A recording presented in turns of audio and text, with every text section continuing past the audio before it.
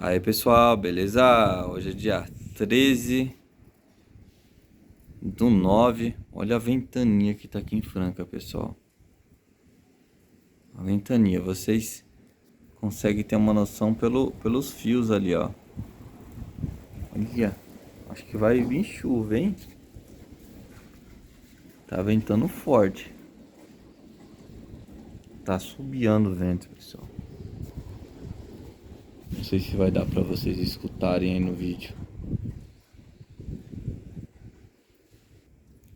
Tá indo e vindo, pessoal, o vento.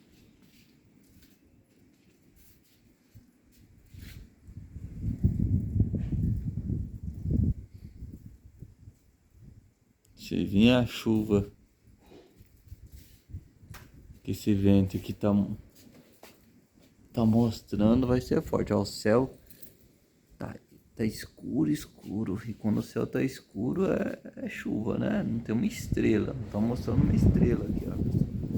Ó o vento. E tá vindo poeira junto com o vento.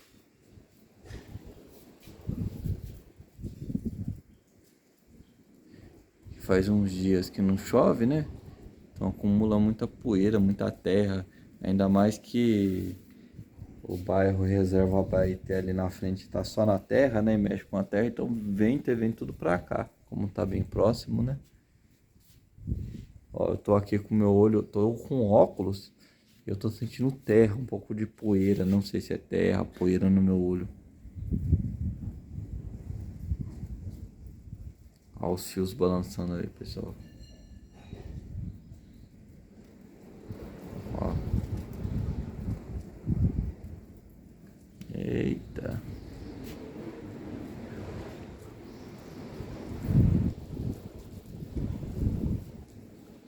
Eu queria pegar começo da chuva aqui com vocês para vocês verem. Mas eu acho que não vai chover por agora não. Vim aqui dar uma geral aqui na garagem para ver se tinha alguma coisa, né?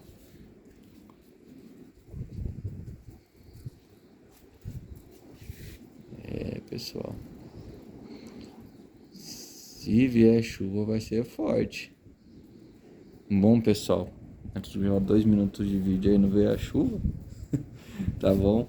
Fica aí esse vídeo aí de Franca, ventania forte, pessoal. Ó. Deu uma piscada aqui na luz agora, pessoal.